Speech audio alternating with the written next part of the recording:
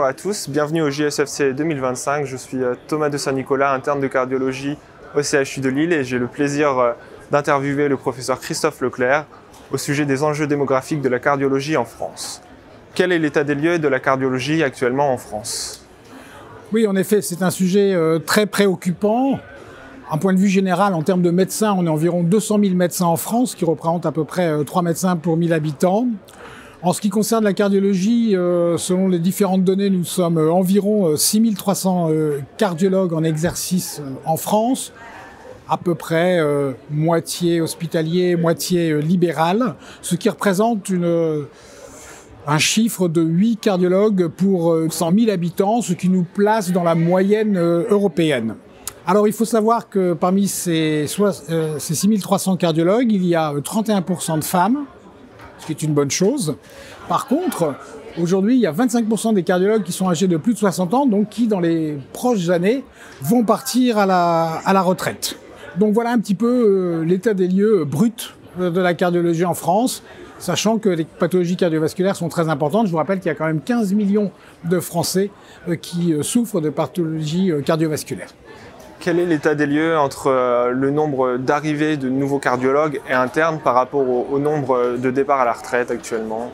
Alors, les choses ont été très inquiétantes ces dernières années, parce que si on fait un calcul très simple entre le nombre de cardiologues qui part à la retraite par an et le nombre de cardiologues qui sortent des facultés de médecine, depuis plusieurs années, nous avions un déficit moyen de 75 cardiologues par an.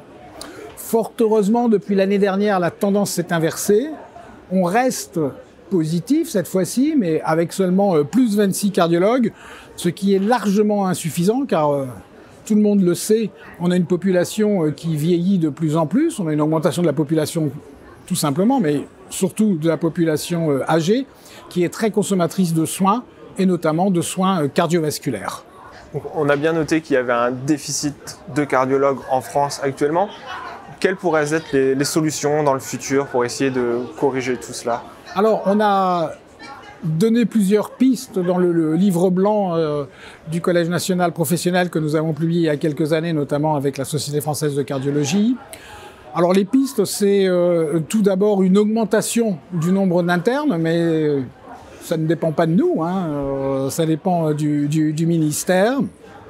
Ensuite, eh bien, il y a beaucoup de médecins étrangers de l'Union européenne, mais aussi de hors Union européenne, pour lesquels il y a des postes ouverts en France. Et récemment, il y a encore eu le concours annuel d'évaluation des connaissances pour les médecins hors UE. Il y avait 4000 postes au total, toutes spécialités confondues.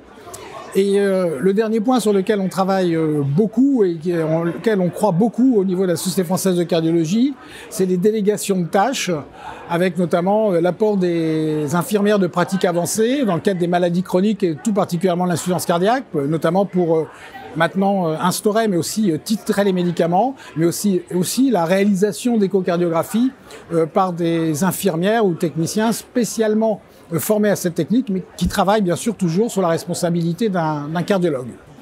On a bien compris que la situation actuellement est tendue en France, même si la tendance semble commencer à s'inverser, mais pas avant les années 2030-2035, et qu'actuellement on essaye vraiment de développer tout ce qui est délégation de tâches avec l'arrivée des infirmières de pratique avancée, les ISPIC.